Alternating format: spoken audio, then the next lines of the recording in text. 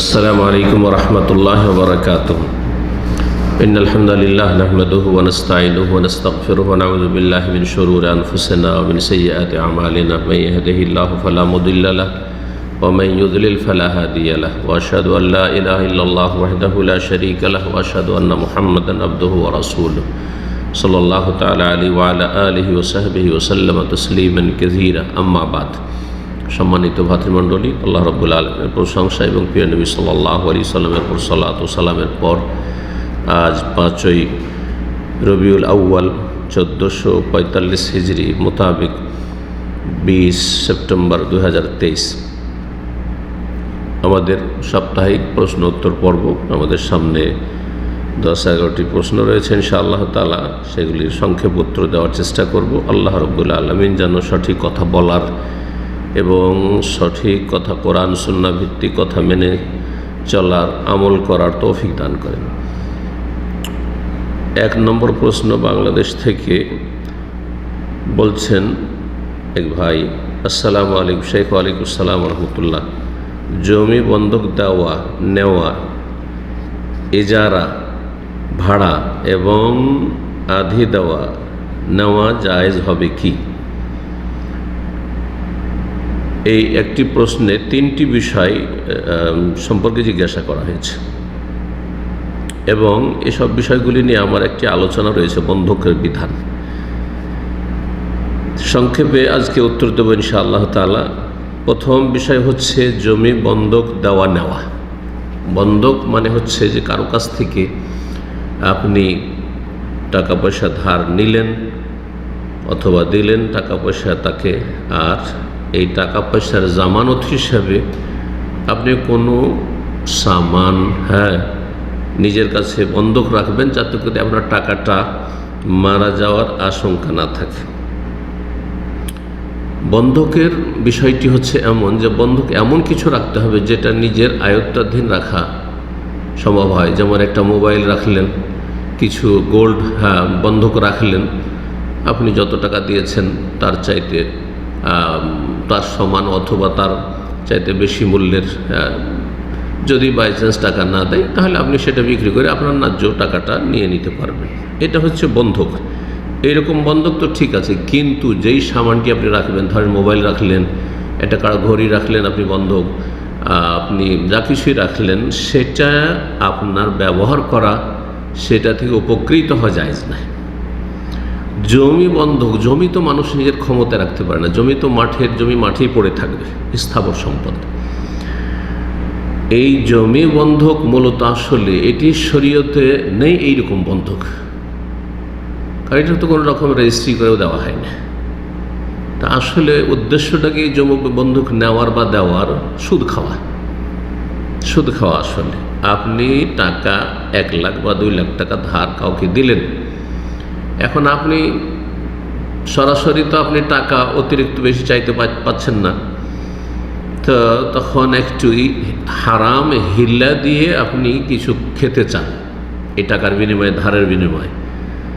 তা হচ্ছে যে তোমার জমি বন্ধক রাখো, বা আমার জমিটা বন্ধক তুমি রাখো, আর তারপরে যতদিন টাকা না দিই তোমার ফসল খেতে থাকো, আর শেষখানে যখন টাকা ফিরিয়ে দেব বা ফিরিয়ে নেব তখন পুরো টাকা ফিরিয়ে নিল, আর তারপরে তখন যখন টাকা ফিরিয়ে পাবে বা দেবে তখন জমি ফিরিয়ে দেবে। এই যে মাঝখানে জমির ফসল খেতে থাকলেন, যেটুকু খরচ খরচা করলেন সেটুকু তো না হয় আপনার খরচ খরচা হয়েছে বা শ্রম দিয়েছেন, বাকি যে ফসলটা খেলেন কিসের বিনিময়ে? নিঃসন্দেহে উত্তর হবে যে এটা হচ্ছে ধার দেওয়ার, তাকে যে কর্জা দিয়েছেন তার বিনিময়ে। কর্জার বিনিময়ে কোনো লাভ হাসিল করা, টাকা পয়সা হোক অথবা খাদ্যদ্রব্য হোক অথবা কোনো রকমের তার কাছ থেকে কোনো শ্রম নেওয়া হোক, সবগুলি হচ্ছে সুদ। এমনকি যাকে টাকা ধার দিয়েছেন তার গাড়িতে ফ্রি যদি বসেন আপনি, তার আগে কিন্তু ফ্রিতে কখনো বসতেন না, তাহলে সেটা সুদ। যাকে টাকা ধার দিয়ে রেখেছেন, যখন তখন আপনার সংসারের কাজে, পারিবারিক কাজে ডেকে নিচ্ছেন যে এই কাজটি করে আসো, এই কাজটি করে আসো, আমার এই বাজার করে দাও, তাই এটা হচ্ছে সুদ। কুল্লু কারদিন জাররা মানফান ফাহুয়া রিবান। এমন যে কোনো ঋণ দেওয়ার পরে যদি তা দিয়ে কেউ লাভবান হয় তাহলে সেটা সুদ। এর ওপর ঐক্যমত রয়েছে ফুকাহায়ে কেরামদের। সুতরাং এই বন্ধকের সিস্টেমটি যে রয়েছে, বাংলাদেশে অধিকাংশ মানুষরা এ সম্পর্কে দিনের জ্ঞান রাখে না, যার ফলে না জেনে সুদ খায়, অথবা সুদখোর তারা হারাম হিল্লা করে তারা সুদ খায়। আল্লাহ তাদের হেদায়েত দান করুন এবং সঠিক বুঝ দান করুন। তাহলে বন্ধকের সিস্টেম এবং সেখানে ফসল খাওয়া মোটেই জায়েজ নয়। আপনি কি এটা করতে আপনি সম্মতি দেবেন যে যত টাকার ফসল খেলাম তত টাকা কমিয়ে দেব?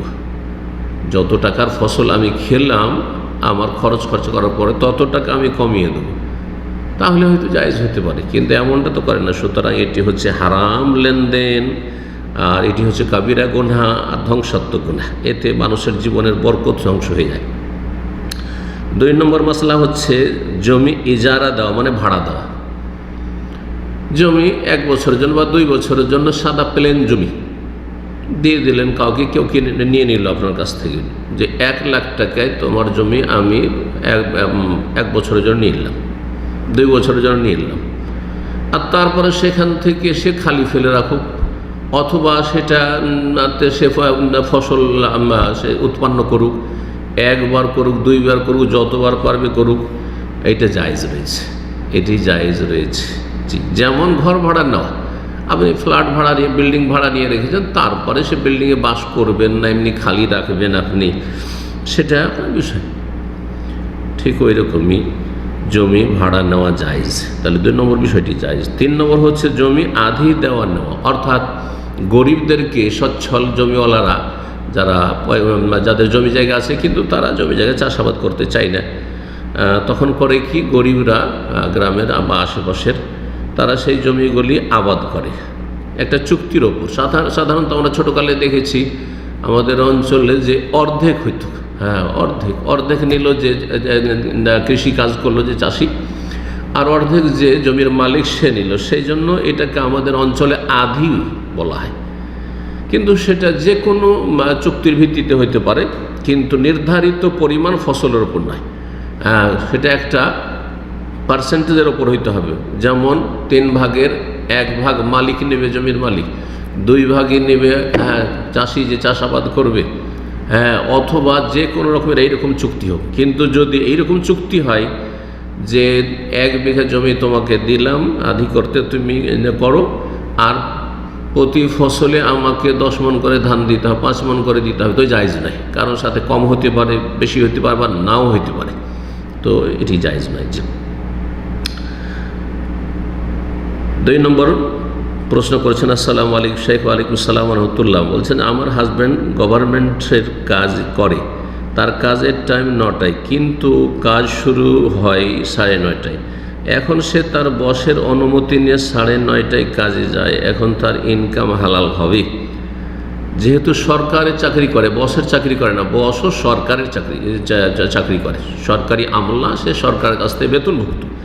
সুতরাং তার এই অধিকার নেই যে কাউকে ইচ্ছা মতো বলবে যে ডিউটি 9টায়, কিন্তু আমি ওপর মহলকে জানতে দেবো না, তুমি 9:30টায় এসো, 10টায় এসো, বা আসিও না, তোমাকে হাজিরা দিয়ে দেবো। এটা মোটেই জায়েজ নয়, হারাম, খেয়ানত তার জন্য। যদি এমনটা করে তাহলে সেই বসেরও রুজি হারাম হয়ে যাবে, তার একটা অংশ যতটা খেয়ানত করলো। আর যেই ব্যক্তি এইরকম, তার ডিউটি টাইম সরকারি হচ্ছে 9টায়, কিন্তু যাবে 9:30টায়, আর সে একটু বোঝাপড়া করে নিয়েছে অবৈধ পন্থায় বসের সাথে, এই আধা ঘন্টা রুজি তার হারাম। বেতন নিচ্ছে সকাল 9টা থেকে আর যাচ্ছে 9:30টায়, সুতরাং আধা ঘন্টার যে রুজির পরিমাণটা হয় বেতন, সেটি তার হারাম। জি, আল্লাহ বোঝার তৌফিক দান করুন। জি। 3 নম্বর প্রশ্ন, আসসালামু আলাইকুম শেখ। ওয়ালাইকুম আসসালাম রহমতুল্লাহ। আপনার ভিডিও লেকচারগুলো কি ডাউনলোড করে কোনো বিকৃত না করে ছোট ছোট খণ্ড আকারে আমাদের ইউটিউব চ্যানেলে বা ফেসবুক পেজে প্রচার করতে পারবেন? তবে শর্ত হচ্ছে যে আপনারা ডলার অপশন খুলে রেখে যখন ইনকাম শুরু করছেন, তখন তাতে নোংরা অ্যাড আসছে, আর সেখানে মহিলাদের ছবি আসছে, নগ্ন, অর্ধ উলঙ্গ, এইসব ছবিগুলো আসছে, আর বিভিন্ন রকমের তাতে মিউজিক আসছে। এই গুনাহগুলি আপনাদেরকে নিতে হবে যদি আপনারা সেটাকে দুনিয়ার রুজি রোজগার হিসাবে, ইনকাম সোর্স হিসাবে গ্রহণ করেন। আর যদি লিল্লাহ করেন, আল্লাহ সন্তুষ্টির জন্য, দাওয়া ইলাল্লাহর কাজে আমি সাপোর্ট করব, সহযোগিতা করব, তাহলে জাযাকুমুল্লাহ খাইর, আল্লাহ আপনাদের ভালো করুন। এবং এইরকম যারা নিঃস্বার্থ আল্লাহর সন্তুষ্টির জন্য দাওয়ার কাজে ভালো কোরআন সুন্নাহর আলেমদের, আমার হোক অথবা যে কোনো কোরআন সুন্নাহর সালাফি আলেম ওলামাদের বক্তব্য, সহিহ আকীদা মানহাজের আলেম ওলামাদের বক্তব্য যে কোনো ভাষায় তারা প্রচার প্রসার করে অথবা কোরআন কারীমের তেলাওয়াতের প্রচার প্রসার করে, ইখলাসের সাথে আল্লাহ রাব্বুল আলামিন তাদেরকে উত্তম প্রতিদান দেবেন এবং তাদের রুজি হালাল। এবং তাদের, আমার বক্তব্যের ক্ষেত্রে আমি তাদেরকে আমভাবে ব্যাপকভাবে অনুমতি দিয়ে রেখেছি, এটি হয়তো আপনাদের অনেকের জানা রয়েছে। কিন্তু যারা এটাকে রোজগার হিসাবে গ্রহণ করেছে আর তাদের চ্যানেলটা খুলতেই তাতে নোংরা অ্যাড আসা শুরু করছে, তাদের জন্য আমি নেক দোয়া করি না, তাদের হেদায়েতের দোয়া করি বা তাদের জন্য বদদোয়া করি। জি, আল্লাহ তাদের অনিষ্ট থেকে রক্ষা করুন। জি, এরা হচ্ছে অসৎ লোক। এমনও অসৎ লোক আছে, একটি উদাহরণ দিই, মাত্র এই মাসখানেক হয়নি আমার জুম প্রোগ্রামে এক বোন জিজ্ঞেস করেছেন তার 25 বছরের ছেলে ইন্তেকাল করেছে, রাহেমাহুল্লাহ, আল্লাহ রহম করুক। আর তারপরে একটি মাত্র তার ছেলে ছিল, ইন্তেকাল করেছে, তার জন্য আমি দোয়া করেছি। সেটাকে সেখান থেকে এক ইউটিউবার হারাম রোজগারকারী, সে সেখান থেকে কাটিং করে নিয়ে সে প্রশ্নটিকে উড়িয়ে দিয়ে অন্য আরেকজন ভ্রান্ত মানহাজের বক্তার মৃত্যুর সাথে লাগিয়ে দিয়েছে, যাতে করে তার হাজার হাজার লক্ষ লক্ষ ভিউয়ার হয়। শেখ মতিউর রহমান অমুক সম্পর্কেই বলেছে। এইভাবে তারা দুনিয়ার তুচ্ছ স্বার্থে হারাম রুজি হাসিল করছে, এমনকি কথাকে বিকৃত করে বলেছি কোথায় আর সেটাকে লাগাচ্ছে কোথায়। আল্লাহ তাদের হেদায়েত দান করুন এবং তাদের অনিষ্ট থেকে আল্লাহ রাব্বুল আলামিন হেফাজত করুন। 4 নম্বর প্রশ্ন বলছেন, আসসালামু আলাইকুম শেখ। ওয়ালাইকুম আসসালাম রাহমাতুল্লাহ। ড্রাইভার ভালো না তাই অ্যাক্সিডেন্ট হলো, এটা বলা বা এটা মনে করা কি শিরক? এটা শিরক হতে পারে যদি মনে করে যে ড্রাইভার সব কিছুই করতে পারে, ড্রাইভার হচ্ছেন একমাত্র নিয়ন্ত্রণকারী, তাহলে সেটা বড় শিরক হতে পারে। আর যদি আল্লাহ রাব্বুল আলামিনের যে সব কিছুর ওপর নিয়ন্ত্রণ রয়েছে এই কথা থেকে উদাসীন গাফিল বিশ্বাস আছে, কিন্তু এসব তাদের জবানে আসে না, এসব কথা বলা তাদের নসিব হয়নি, জন্মসূত্রে শুধু মুসলিম, এসব বলে না। তবে অবিশ্বাসী নয় যে আল্লাহ সব কিছু নিয়ন্ত্রণ করেন আর পার্থিব যা কিছু হচ্ছে তার কারণগুলির সাথে সম্পৃক্ত করে, তাহলে এটা ছোট শিরক, কাবিরা গুনাহ। বড় শিরক অথবা ছোট শিরক। এই জন্য বেশ কিছু এইরকম বিষয়গুলি সম্পর্কে, যদি কুকুরটা বাড়িতে না থাকতো তো বাড়িতে চোর ঢুকে যদি আজকে চুরি হয়ে যেত, এগুলোকে শিরক বলেছেন সালাফগণ। জি, তো এটা শিরক, বড় শিরক হতে পারে, ছোট শিরক হতে পারে। আর যদি একজন মানুষের ইয়াকিন থাকে আর সতর্কতামূলক তার বলা উচিত যে আল্লাহ রাব্বুল আলামিন সব কিছুর মালিক, তবে ড্রাইভার দক্ষ হলে এইরকম হয়তো অ্যাক্সিডেন্ট হতো না, তাহলে কারণের সাথে, বা ড্রাইভার দক্ষ না, ভালো না, তো এটাও অ্যাক্সিডেন্টের একটা কারণ, এইরকম যদি বলে। কিন্তু সব কিছুর মালিক আল্লাহ রাব্বুল আলামিন, তবে অনেকে জায়েজ বলেছেন। কিন্তু যেমনটা বললাম, এতে শিরকের সম্ভাবনা বেশি রয়েছে, বড় শিরক না হলেও ছোট শিরক, যা কাবিরা গুনাহ। আর অনেক উলামায়ে কেরাম বলে ছোট শিরকের গুনাহও আল্লাহ মাফ করেন না, কারণ আল্লাহ রাব্বুল আলামিন বলেছেন ইন্নাল্লাহ লা ইয়াগফিরু আন ইউশরাকা বিহি। এখানে এই কথা বলেননি যে আল্লাহ বড় শিরকের গুনাহ মাফ করেন না, ছোট শিরকের গুনাহ মাফ হবে না, কেউ কেউ এই মতটি পোষণ করেছেন। সুতরাং এইরকম কথা থেকে বেঁচে থাকবেন যেটা আপনার ঈমান আমলের জন্য ঝুঁকিপূর্ণ। 5 নম্বর প্রশ্ন, আসসালামু আলাইকুম শেখ। ওয়ালাইকুম আসসালাম রাহমাতুল্লাহ। আমার অনেক বন্ধুরা আলহামদুলিল্লাহ সহি দ্বীন ও সালাফি মানহাজের পথে রয়েছে, আল্লাহ সত্যিকার অর্থে সহি দ্বীনের ওপর, সালাফি মানহাজের উপর রাখেন। দাবিদার অনেকে, কিন্তু বাস্তবতা অনেকের ক্ষেত্রে ভিন্ন। কিন্তু তাদের অনেকের একটি চিন্তাধারা যে টাকা পয়সা হলে তারা পরিবারে দিনের দাওয়াত দিতে পারে আর বল খাটাতে পারে, তখন তাদের দিনের কথা পরিবার মানবে। ইনকাম বা টাকা না হলে পরিবারে যে দাওয়াত দেওয়া যাবে না বা দিলেও তাদের উপর আশঙ্কা পরিবার থেকে উল্টা বাধা বিপত্তির সম্মুখীন হতে হবে, তাই তারা ইনকামকে প্রধান হাতিয়ার হিসাবে ধরে নিয়েছে। তাহলে এরা সালাফি মানহাজের হইল কী করে? তাহলে এদের আকীদাতে তো ত্রুটি রয়েছে। হ্যাঁ, আকীদাতে তাদের ত্রুটি রয়েছে। জি, তারা প্রধান হাতিয়ার হিসাবে ধরে নিয়েছে ধন সম্পদকে। এরা পুঁজিবাদী এক ধরনের। জি, দুনিয়াদার। আল্লাহ হেদায়েত দান করুন, সঠিক বুঝ দান করুন। না হলে অন্যথায় চুপ থাকবে দিনের দাওয়াত থেকে, মানে দিনের দাওয়াত পয়সা নেই সেই জন্য দিনের দাওয়াত দেবে না।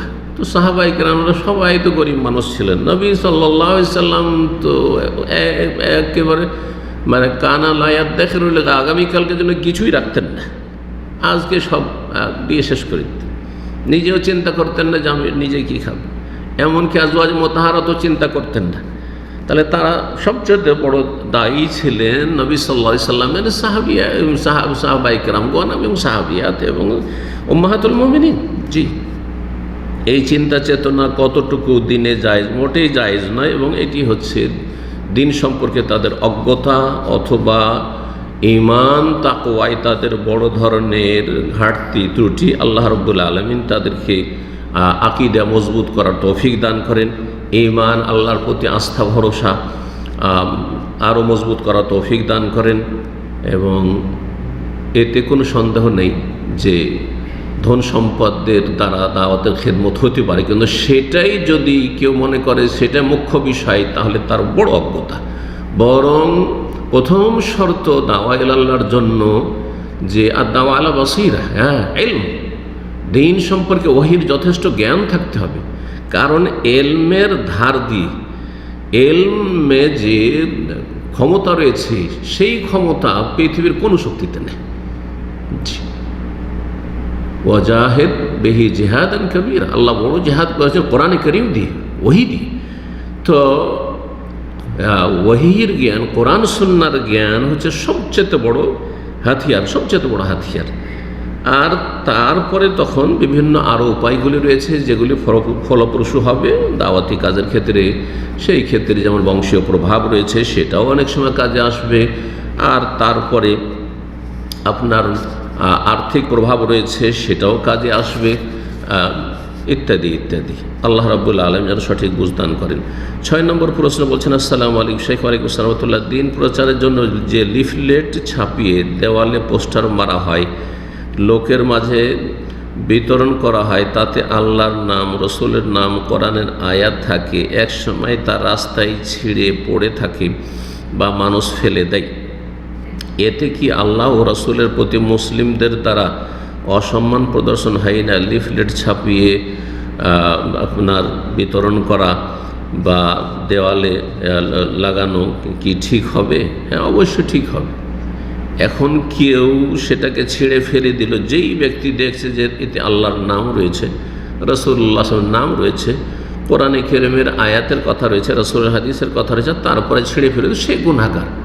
সেজন্য আপনি দাওয়াতি কাজ, তাহলে ইসলামিক বই পুস্তক ছাপাবেন না। ইসলামিক বই পুস্তক যখন পুরনো হয়ে যাচ্ছে, ছিঁড়ে যাচ্ছে, আর তারপরে আপনি রাস্তাঘাটে ফেলবেন না, সুরক্ষিত রাখবেন। কিন্তু কোনো ব্যক্তি আপনার কাছ থেকে ফ্রি, যেমন আরব দেশে ফ্রি একসময় খুব বেশি বিতরণ হয়েছে, ফ্রি কিতাব নিয়ে গেলো আর তারপরে ফেলে দিল, দেওয়া হলো, আর তারপর যেহেতু তাতে পয়সা খরচ করতে হয়নি, এক শ্রেণীর ফাসেক ফাজেররা সেটার কোনো মূল্যায়ন করল না, ফেলে দিয়ে চলে গেল, সেই ব্যক্তি গুনাহগার।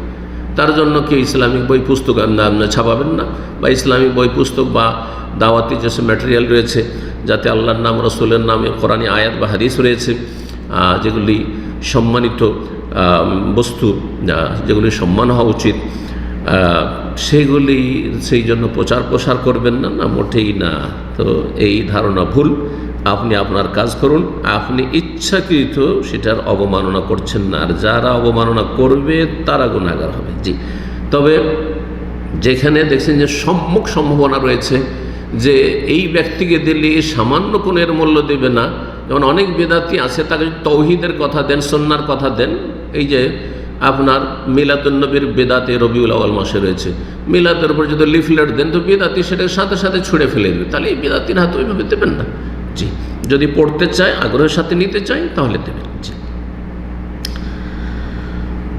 7 নম্বর প্রশ্ন। আসসালামু আলাইকুম শাইখ। ওয়ালাইকুম আসসালাম রহমতুল্লাহ। জানাজার সালাতে কি সূরা ফাতিহা, দুরূদ, মৃতের জন্য দোয়া শুধু ইমাম পড়বে নাকি ইমাম মুক্তাদি উভয় পড়বে? সবাইকে পড়তে হবে। ইমাম শুধু পড়বে, ইমাম শুধু খাওয়া দাওয়া করলো আর আপনি বলেন শুকুর আলহামদুলিল্লাহ, চলবে? হ্যাঁ,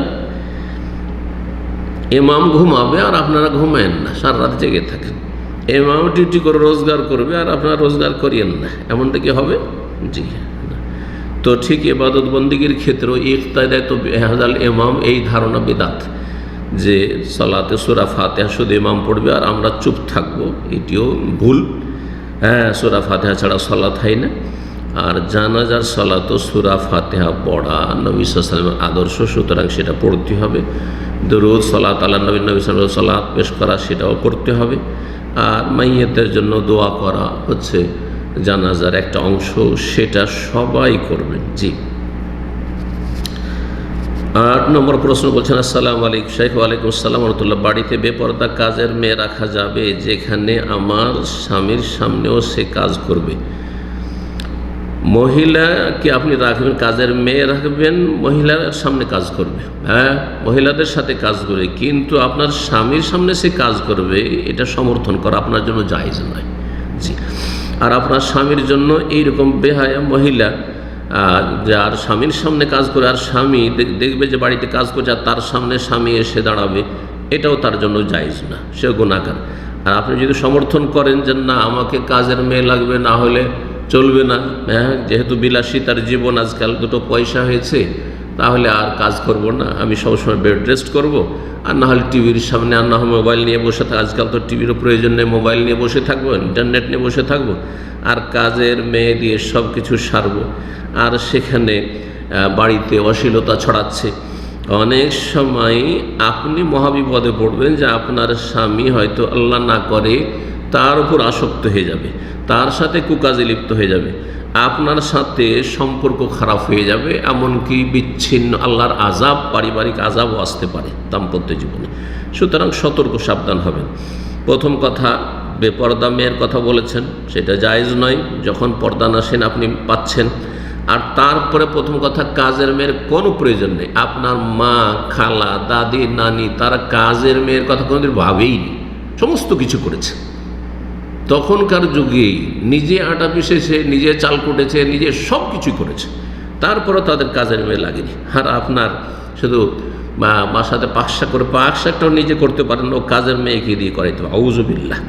এই জীবন থেকে আল্লাহর কাছে আশ্রয় কামনা করা প্রত্যেক মুসলিমের ফরজ। জি।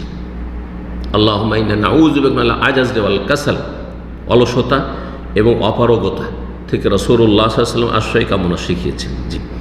তবে কেউ যদি খুব অসুস্থ হয় আর তার কাজের মেয়ে ছাড়া চলবে না, যথাসাধ্য পর্দানাসীন মেয়ে কাজের জন্য রাখবে, আর তারপরে তাকে বলে দেবে যে তুমি শুধু এমন জায়গায় কাজ করবে যেখানে আমার স্বামী না থাকে বা বেগানা পুরুষ না থাকে, আর তারপরে যখন আমার স্বামী আসবে তখন তুমি বাইরে যাবে না, কিচেনের ভিতরে থাকবে। আর স্বামীকে সেটা স্বামীর ওপর ফরজ, এবং স্বামীকেও জানিয়ে দেওয়া ফরজ যে কাজের মেয়ের সামনে সেও আসবে না, আর সেই মেয়েও আপনার স্বামীর ঘরে যাবে না, অথবা স্বামীর সামনে স্বামী বাইরে ঘোরাঘুরি করছে হলে, আর সেখানে কাজের মেয়ে কাজ করছে, এটিও জায়েজ নয়। আমি কি গুনাহগার হব? আপনি যদি সমর্থন করেন তো অবশ্যই গুনাহগার হবেন, আর না হলে বলবেন যে আমার কাজের মেয়ের কোনো প্রয়োজন নেই। জি, এটি করা উচিত যাতে করে আপনার বাড়িতে পাপ আর অশ্লীলতা না ছড়ায়। আল্লাহ রাব্বুল আলামিন কোরআনে কারীমে ইরশাদ করেছেন, ইন্নাল্লাযীনা ইউহিব্বুনা আন তাশিয়াল ফাহিশাতু ফিল্লাযীনা আমানু লাহুম আযাবুন আলীমুন ফিদ দুনিয়া ওয়াল আখিরাহ। যারা পছন্দ করে যে মুসলিম সমাজে, মুসলিম পরিবারে, মুসলিম ঘরে আর মুসলিম দেশে অশ্লীলতা, নোংরামি ছড়িয়ে যাক, বেহায়াপনা আর বেপরদা ছেলে মেয়ে একাকার হয়ে যায়, এইরকমটা যারা পছন্দ করে এবং সাপোর্ট করে, লাহুম আযাবুন আলীম, তাদের জন্য মর্মান্তিক শাস্তি রয়েছে, বেদনাদায়ক শাস্তি রয়েছে দুনিয়াতেও আখিরাতেও। দুনিয়ার বিভিন্ন রকমের শাস্তির মধ্যে একটি হচ্ছে পারিবারিক শাস্তি, স্বামী স্ত্রীতে কলহ বিবাদ, অশান্তি এবং আপনার স্বামীর নোংরামিতে জড়িয়ে যাও, অথবা কোনো পুরুষ যদি এরকম পাপী হয় তো তার স্ত্রীর পরকীয়াতে জড়িয়ে যাও, ইত্যাদি ইত্যাদি। এইসব পারিবারিক আযাব। এছাড়া বাপ মায়ের সাথে সম্পর্ক খারাপ, ছেলে মেয়ে খারাপ হয়ে যাওয়া, আর তারপরে সামাজিক আযাব, আর আসমানি জমিনি আযাব, রাষ্ট্রীয় আযাব, নিরাপত্তাহীনতার আযাব, কত রকমের আযাব রয়েছে দুনিয়া এবং আখিরাত। দুনিয়ারই এত আযাব রয়েছে, তো আখিরাতে কত আযাব রয়েছে জাহান্নামের এবং কবরের। আল্লাহ রাব্বুল আলামিন মুসলিমদেরকে বুঝার এবং সংশোধন করার, আল্লাহর আযাব থেকে রক্ষা পাওয়ার তৌফিক দান করেন। 9 নম্বর প্রশ্ন করেছেন, আসসালামু আলাইকুম শেখ। ওয়ালাইকুম সালাম রাহমাতুল্লাহ। আমার শ্বশুরের 3টি মেয়ে, 1টি ছেলে, সকলের বিয়ে হয়ে গেছে, কিন্তু ছেলে আমার শ্বশুর শাশুড়িকে দেখভাল করে না।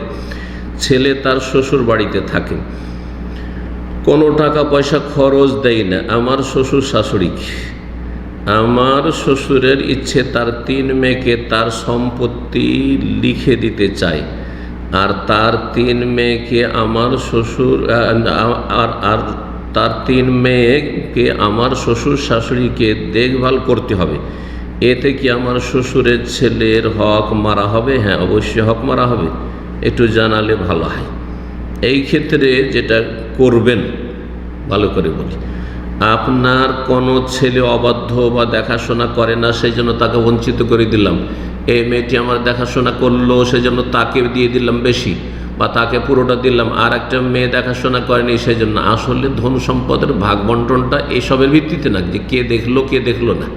সেটা হচ্ছে যে ছেলে মেয়েদের মাঝে সুবিচার কায়েম করতে। ইত্তাকুল্লাহ, নবী সাল্লাল্লাহু আলাইহি ওয়াসাল্লাম বলেছেন যে বশীর রাদিয়াল্লাহু তাআলা আনহুকে, ইত্তাকুল্লাহ, তোমরা আল্লাহকে ভয় করো। ওয়াদিলু বাইনা আওলাদ, তোমাদের একাধিক ছেলে মেয়ে যখন রয়েছে তাদের মাঝে তোমরা সুবিচার কায়েম করো, ইনসাফ প্রতিষ্ঠা করো। তো এই ক্ষেত্রে যেটা করতে পারবেন সেটা হচ্ছে, বলছেন যে ছেলে আমার শ্বশুর শাশুড়িকে দেখভাল করে না, ছেলে তার শ্বশুর বাড়িতে থাকে, কোনো টাকা পয়সা খরচ দেয় না। আপনার শ্বশুর শাশুড়ির যদি সম্পদ থাকে, শ্বশুরের সম্পদ রয়েছে যেটা দিয়ে তাদের সংসার দিব্যি চলে যাচ্ছে, আর ছেলে দেয় না, তাহলে ছেলের ওপর ফরজ নেই, কারণ নিজের যথেষ্ট আছে। বাপ মায়ের যথেষ্ট যদি থাকে, বাবার বিশেষ করে, তাহলে ছেলের টাকা পয়সা নিতেই হবে, আর ছেলেকে খরচ বহন করতে হবে, এটা শরীয়ত ফরজ করেনি। তবে বাবা যদি অভাবী হয়, মা যদি অভাবী হয়, তখন ছেলের ওপর তখন ফরজ হবে তাদের ভরণ পোষণ দেওয়া, থাকার ব্যবস্থা ইত্যাদি, চিকিৎসা সব দেওয়া। আমার শ্বশুর ইচ্ছে তার 3 মেয়েকে তার সম্পত্তি লিখে দিতে চায়, মোটেই জায়েজ নাই। আর 3 মেয়েকে শর্ত লাগাবে যে শ্বশুর শাশুড়িকে দেখভাল করতে হবে। এসব না করে একটি তরিকা আমি শেখাচ্ছি, যে যদি এমনটা হয় যে ছেলের ওপর দেখাশোনা ফরজ ছিল, আপনার শ্বশুর সেই রকমের সচ্ছল না যে তার সংসার ইনকাম সোর্স আছে সেটা দিয়ে তার সংসার চলে যাবে, কিন্তু সেই ছেলে অবাধ্য, দেখলো না শ্বশুরকে দেখাশোনা করছে, শাশুড়িকে দেখাশোনা করছে গিয়ে, তাহলে আপনার শ্বশুর জমিগুলি বিক্রি করে খাবে। আপনার শ্বশুর শাশুড়ি জমিগুলি বিক্রি করে খাবে, মেয়েদের কাছে বিক্রি করে দেবে, জামাইয়ের কাছে বিক্রি করে দেবে, আর এক একটা করে বিক্রি করে খাবে। কারণ কোনো ব্যক্তির জন্য ফরজ নয় যে তার ছেলে মেয়েদের জমি জায়গা রেখে সে না খেয়ে বসে থাকবে। জি, আশা করি বিষয়টি বুঝতে পেরেছেন। 10 নম্বর প্রশ্ন বলছেন, আসসালামু আলাইকুম শেখ। ওয়ালাইকুম সালাম রাহমাতুল্লাহ। আমি বাংলাদেশ থেকে বলছি। আমার একটা প্রশ্ন ছিল, তা হচ্ছে আমি এই রমজানে একটা রোজাও রাখতে পারিনি, আল্লাহ শিফা দান করুন, অসুস্থতার জন্য। এখন আমি সেই রোজাগুলো পূর্ণ করতে চাই। রোজাগুলো একটা 30টা রাখতে হবে, নাকি গ্যাপ দিয়েও রাখতে পারবো? না, একটানা রাখা ফরজ নয়, যেটা আপনার জন্য সুবিধা হয়। কারণ কাজা করার ক্ষেত্রে এই রকমের পরস্পরতা, অবিরাম রোজা রাখার এই রকমের কোনো বিধান শরীয়তে নেই। একমাত্র কিছু কিছু কাফফারার ক্ষেত্রে রয়েছে যে পরস্পর রেখে যেতে হবে। যেমন রমজান মাসে যদি কেউ স্ত্রী সহবাস করে নেয়, তাহলে সেই ক্ষেত্রে যে কাফফারা রয়েছে, সেই 60টি রোজা রেখে যেতে হবে, এক নাগাড়ে রেখে যেতে হবে, এরকম বিধান করে রয়েছে এরকম জেহারের সম্পর্কে। কিন্তু এই রকম বিষয়ে আপনি গোটা বছর যে 11 মাস রয়েছে তার মধ্যে সুস্থ হওয়ার পরে আপনি যত তাড়াতাড়ি সম্ভব সেই সিয়ামগুলি রেখে নেবেন। আল্লাহ রাব্বুল আলামিন তৌফিক দান করেন। 11 নম্বর প্রশ্ন বলছেন, আসসালামু আলাইকুম। ওয়ালাইকুম সালাম। মেয়েরা কি মৃত ব্যক্তির কবরে মাটি দিতে পারবে? কবরে মাটি দিলে তাহলে তো কবরস্থানে যেতে হবে। আর মহিলাদের কবরস্থান জিয়ারত করে যাওয়ার ক্ষেত্রে নবী সাল্লাল্লাহু আলাইহি ওয়াসাল্লামের লানত রয়েছে, লানাল্লাহু যায়রাতিল কবর। আর একটি হাদিস, লানাল্লাহু যাওয়ারাতিল কবর। কবর জিয়ারতকারিনী মহিলাদের ওপর আল্লাহর লানত রয়েছে। সুতরাং সঠিক মাসলা হচ্ছে যে মহিলারা কবরস্থানে যেতে পারবে না, তবে জানাজা পড়তে পারে যখন মাইয়াত প্রস্তুত হয়েছে, গোসল দেওয়ার পরে আর কাফন দেওয়ার পরে ঘরের ভিতরে যারা পরিবারের মহিলারা রয়েছে পর্দার ভিতরে, সেখানে বেগানা পুরুষ সেখান থেকে সরে যাবে, আর তারপরে তারা জানাজা পড়লো। অথবা বাড়ির সামনে, মসজিদের সামনে বা মসজিদের ভিতরে জানাজা হচ্ছে, সেখানে পুরুষরা দাঁড়ালো, পেছনে মহিলারা সালাত আদায় করলো, বা মহিলা সেকশনে মহিলারা, যেমন হারমানি শরীফের মক্কা মদিনায় হচ্ছে, জানাজা পড়ে নেবে। কিন্তু কবরস্থানে যদি এমন শরীয়তের বিধান থাকতো তো মক্কা মদিনার মোয়াল্লার কবরস্থানে আর বাকির কবরস্থানে মহিলারাও সেখানে দাফন করার জন্য যেতেন। কোনো যুগে যায় না, নবী সাল্লাল্লাহু আলাইহি ওয়াসাল্লামের আমলে গিয়েছেন, না সাহাবায়ে কেরামদের যুগে, সালাফদের যুগে গিয়েছেন, আর না এখনও যাচ্ছে। সুতরাং আর এটি হচ্ছে তৌহিদ সুন্নাহর দেশ, আলহামদুলিল্লাহ। সুতরাং মহিলারা মৃত ব্যক্তির কবরে মাটি দিবে, এই বিধান আসলে এটি মোটেই ঠিক না। আরেকটি বিধাত এখানে আবিষ্কার করেছে, আমি শুনেছি কিছু কিছু এলাকায়, সেটা হচ্ছে কিছু মাটি সেই কবর মাটিগুলো উঠিয়ে বাড়িতে নিয়ে চলে আসবে, আর তারপরে গামছাতে করে মহিলারা ওইতে দিয়ে দিবে বাড়ি থেকে, আর তারপরে নিয়ে গেল একজন, বহন করে নিয়ে আসলো, আবার বহন করে নিয়ে গেল, আর নিয়ে যাওয়ার পরে সেখানে দিয়ে দিল। আমি এটিকে বেদাত মনে করি, এবং কুল্লু বিদাতিন দলাল, বিদাত হচ্ছে গুমরাহি, আর গুমরাহির পরিণাম জান্নাত নয় জাহান্নাম। আল্লাহ সঠিক বুঝ দান করেন, হেদায়েত দান করেন। ওয়া সাল্লাল্লাহু সাল্লাম আলা নবিয়িনা মুহাম্মদ ওয়া আলা আলিহি ওয়া সাহবিহি আজমাইন।